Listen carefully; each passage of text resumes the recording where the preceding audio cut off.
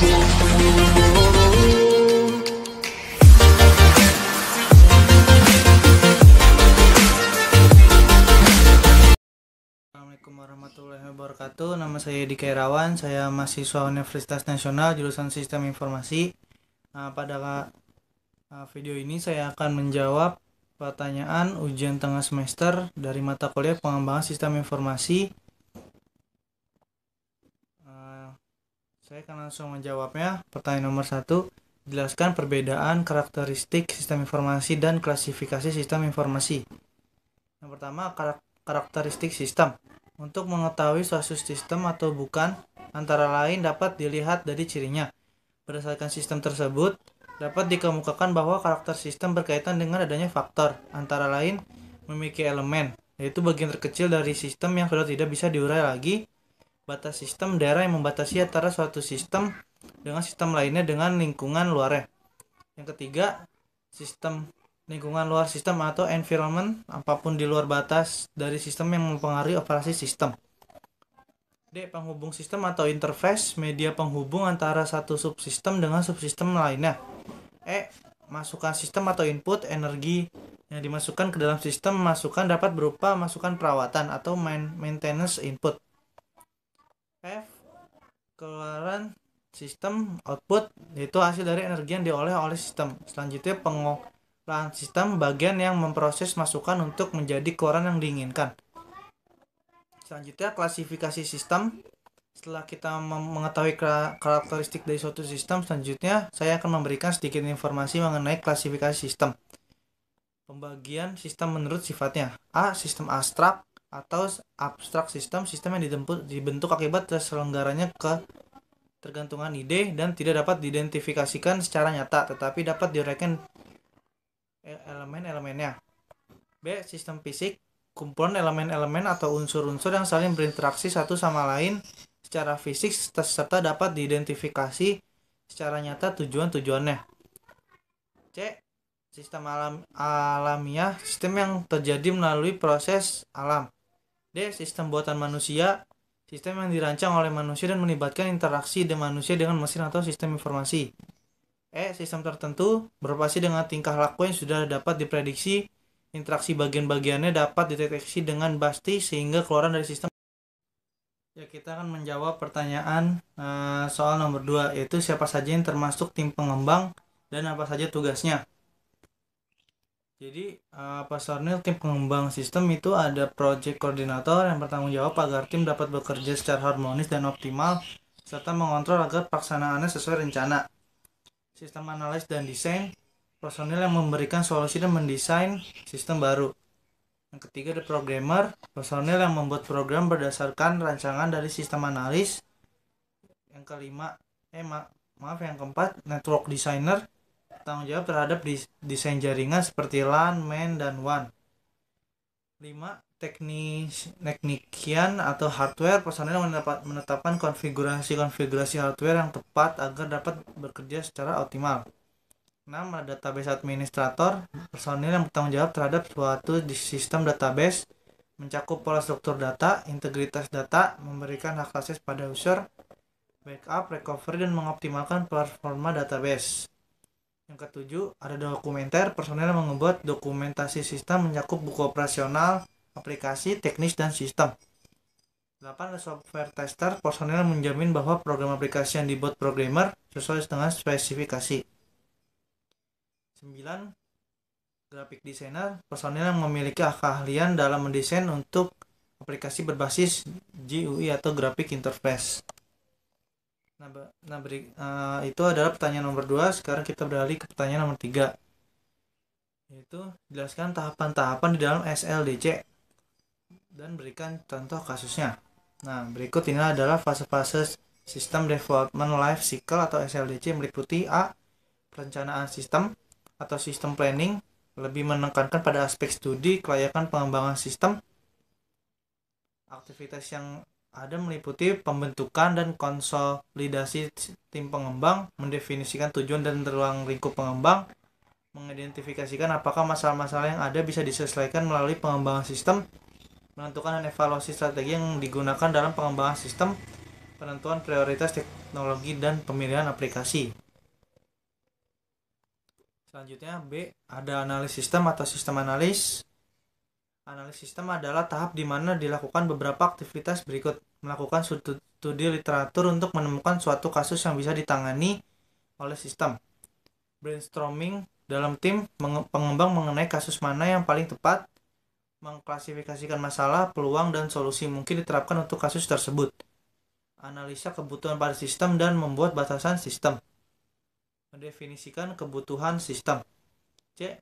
Perancangan sistem atau sistem desain. Pada tahap ini, features dan operasi-operasi pada sistem dideskripsikan secara detail. Aktivitas-aktivitas yang dilakukan adalah menganalisa interaksi objek dan fungsi pada sistem, menganalisa data dan membuat skema database, merancang user interface. Selanjutnya ada implementasi sistem atau sistem implementation. Tahap berikutnya adalah implementasi yang mengimplementasikan rancangan dari tahap-tahap sebelumnya dan melakukan uji coba. Dalam implementasi dilakukan aktivitas-aktivitas sebagai berikut. Pembuatan database sesuai skema rancangan, pembuatan aplikasi berdasarkan desain sistem, pengujian dan perbaikan aplikasi atau debugging. Pemeliharaan sistem atau sistem maintenance dilakukan oleh admin yang ditunjuk untuk menjaga sistem tetap mampu beroperasi secara benar melalui sistem dalam pengaplikasikan diri sesuai dengan kebutuhan. Nah, berikut adalah contoh studi kasus tahapan SLDC dalam pengembangan sistem informasi. Dalam pembangunan sistem informasi web. 1. Planning perencanaan adalah feasibility dan wawancara observasi kuesioner. Jika pada tahap feasibility hasilnya baik, maka langsung ke tahap investigasi dan diberi form pada klien untuk mencatat kebutuhan klien. Dalam sistem investigasi dapat berupa wawancara, kuesioner, dan observasi. Dalam tahap ini, hal yang pertama dilakukan adalah memberikan form ke user yang digunakan untuk mengetahui permintaan user. Analisa teknologi. Menganalisa teknologi apa yang digunakan pemilik desain web seperti menggunakan desain grafis, ya, maka memerlukan teknologi seperti Adobe Photoshop, Macromedia, Flash, Dreamweaver, memerlukan data penyimpanan secara informasi produk, informasi berita digunakan database seperti MySQL dan Microsoft Access. Analisa informasi mengenai informasi data yang akan menjadi data tetap dan data dinamis. Kategori informasi data tetap adalah profil perusahaan, visi, misi, sejarah perusahaan, latar belakang perusahaan. Informasi dinamis adalah informasi yang selalu berubah dalam setiap periodik, dalam setiap hari, atau setiap jam. Informasi dinamis adalah sistem ini. Adalah informasi persediaan atau stok produk, informasi harga dan diskon, informasi artikel, tips dan trik, informasi dari masing-masing produk atau produk yang sedang tren. Selanjutnya, analisa user mengkategorikan user yang digunakan dalam sistem informasi web, user yang sudah memahami dan yang belum memahami. Analisa biaya dan resiko. Dalam tahap ini diperlukan biaya yang akan dikeluarkan seperti biaya maintenance atau membayar domain ke ISP atau biaya kirim ke user. Resiko yang terjadi adalah tidak sampainya produk ke user atau penipuan dari user. Nah, dalam tahap analisa menggunakan metode prototype yang dilakukan iterasi oleh user dan digunakan dokumen di setiap literasi untuk memudahkan dalam pengembangan kemajuan yang telah dilakukan oleh user.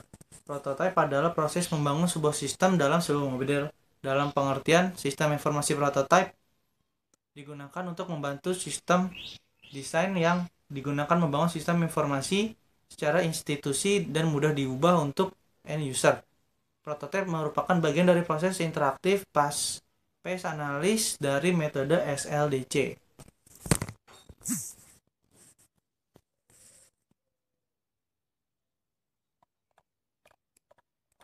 Nah, kita akan menjawab pertanyaan soal nomor 4.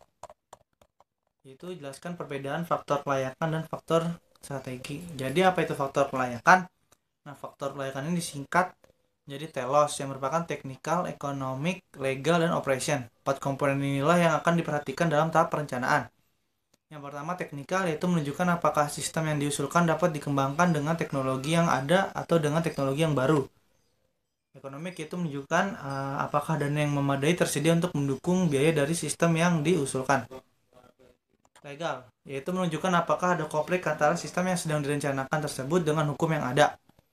Operasional, yaitu menunjukkan apakah prosedur dan keterampilan personalia yang ada cukup untuk mengoperasikan sistem yang diusulkan, atau apakah prosedur dan keterampilan tambahan akan diberikan. Dan yang terakhir, schedule, yaitu sistem yang diusulkan harus berlaku dalam suatu kerangka waktu yang logis. Nah, apa itu strategi? Di dalam faktor strategi ada 3 komponen, yaitu produktivitas, diferensiasi, dan manajemen, atau disingkat dengan PDM. Itu produktivitas tujuannya yaitu untuk mengurangi dan menghapus biaya yang tidak menambah nilai. Diferensial mengukur seberapa baik suatu perusahaan dengan para pesaingnya. Bisa dicapai melalui peningkatan kualitas, keanekaragaman, penanganan khusus, pelayanan cepat, biaya rendah, dan sebagainya.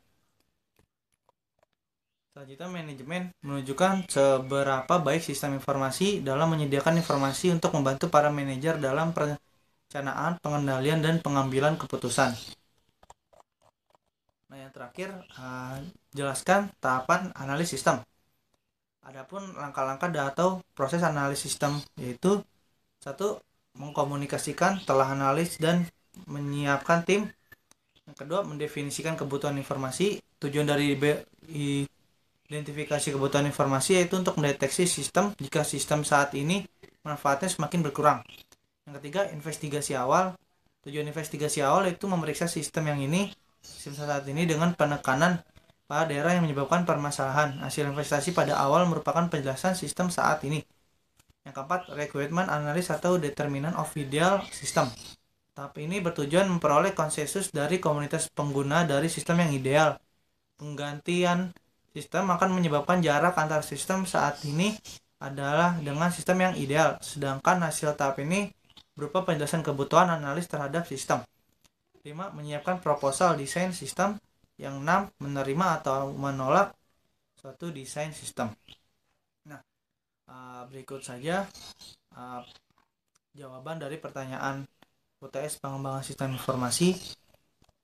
Bila ada kurangnya mohon maaf. Wassalamualaikum warahmatullahi wabarakatuh.